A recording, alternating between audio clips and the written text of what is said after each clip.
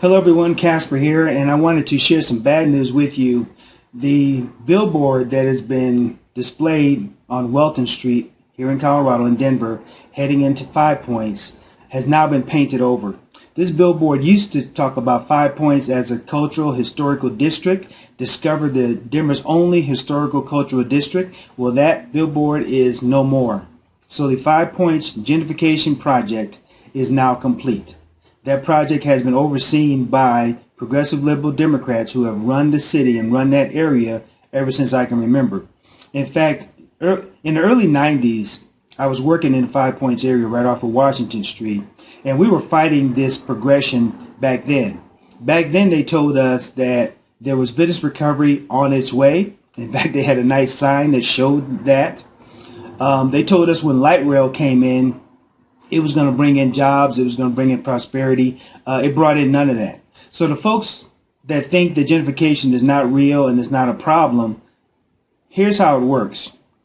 You may own that property, but there's a lot of codes and regulations and policies and procedures and red tape that they can throw at you to make you sell or to eventually just take it away from you.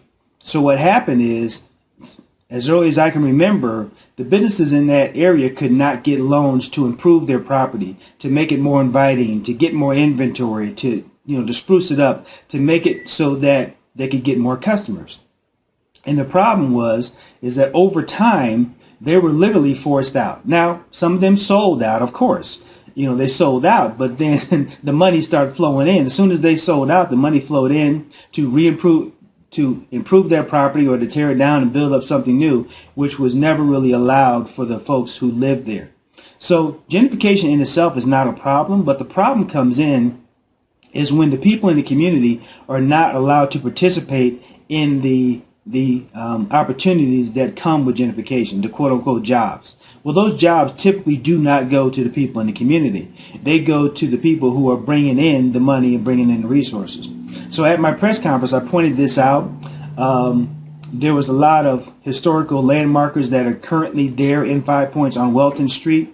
I would imagine that over time, those landmarks will be relocated, like the relocating statues.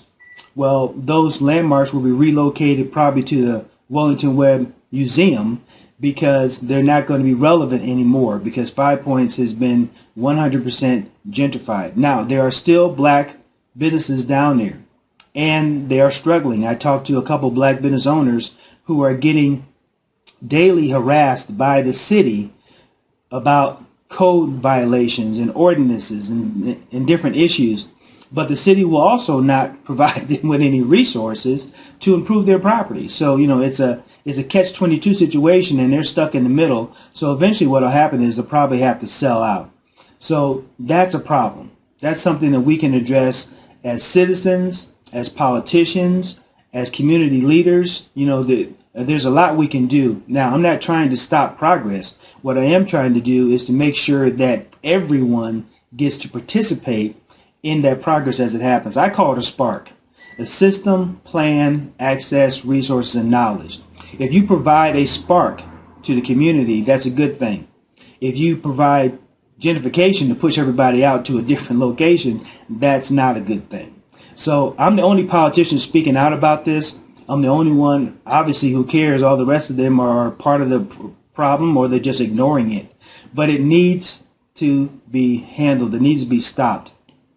Now the push is towards Park Hill. Park Hill is the next target on the list, and they're well on their way, by the way, of gentrifying Park Hill. And after that, it'll be Montbello. Most of the blacks that are in the Denver area have been pushed to either Aurora or some other parts of the state because they are systematically being pushed out of Denver. Anyway, so I need your help. I need your support. I am running for the Congressional District 1, that's Denver. I'm running against Diana DeGette. She's part of the problem, and we need to make a change. It's a new day. We can do things differently. We can provide economic development. We can provide opportunity. We can provide education to help this issue directly. We can help youth how to get a job and keep a job and excel at their job. We can teach them how to start a business if they don't want a job. That's what I'm doing right now in the community. I need your help. I need your support. Please go to Casper for Colorado. Help me win this election and help me make a difference. Thank you.